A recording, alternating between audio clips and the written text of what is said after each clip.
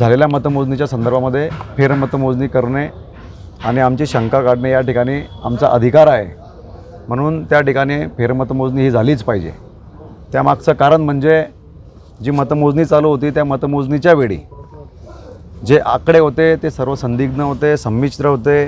त्या ठिकाणी आमचे प्रभाग क्रमांक 8 आणि प्रभाग क्रमांक 10चे जे उमेदवार पराभूत झालेले आज जे निवडणूक निर्णय अधिकाऱ्यांच्या मार्फत घोषित करण्यात आलेले त्या ठिकाणी आम्ही सांगतो ते विजयी झालेले आहे।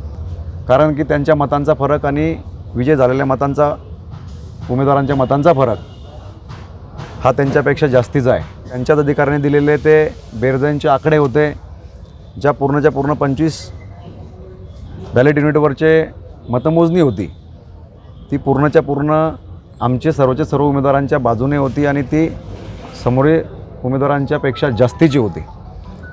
म्हणून आम्ही त्या ठिकाणी त्यांनी जो आमचा निकाल आहे तो तब्बल 2 ते 3 तास राखून ठेवला आणि आमची जी फेरमतमोजणीची मागणी होती ती त्या ठिकाणी फेटाळून लावली।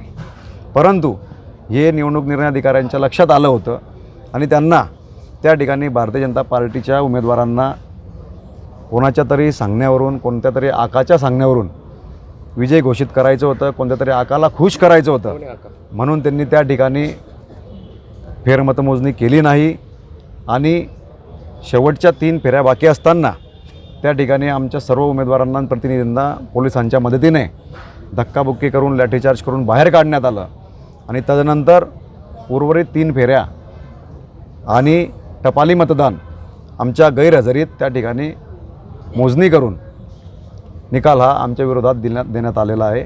ज्यावेळेस आम्ही बाहेर आलो त्यावेळेस सर्वच्या सर्व जे निकाल ऐकण्यासाठी आलेले लोक होते, नागरिक होते, त्यांच्यावरती अतिशय पाशवी पद्धतीने या ठिकाणचे पोलीस उपाधीक्षक नितीन गणापुरे आणि पोलीस निरीक्षक बबन आव्हाड यांनी महिलांना त्या ठिकाणी, पुरुषांना, युवकांना अतिशय लाठीचार्ज करून जखमी केले। अशा पद्धतीने लोकशाहीची हत्या होत असेल तर मग या देशामध्ये निवडणुकींचं हे निवडणुका घेण्यात काय येत आहे? जर अशा पद्धतीने लोकशाहीची थट्टा मांडायची असेल तर मग या निवडणुकींची गरज काय आहे? जर अशा पद्धतीने लोकशाहीची पायमल्ली करायची असेल तर मग हुकुमशाही जाहीर करा ना। याच महानगरपालिका निवडणुकीमध्ये जे भारतीय जनता पार्टीचे उमेदवार पराभूत झाले होते त्यांच्या तक्रारी अर्जांवरती निकाल लागला, त्यांच्या तक्रारी अर्जानुसार त्या ठिकाणी फेरमतमोजणी घेण्यात आली, परंतु आमच्या तक्रारी अर्जावरती, आमच्या फेरमतमोजणीच्या अर्जावरती का विचार करण्यात आला नाही? आमच्या प्रभागातल्या फेरमतमोजणी का घेण्यात आल्या नाही?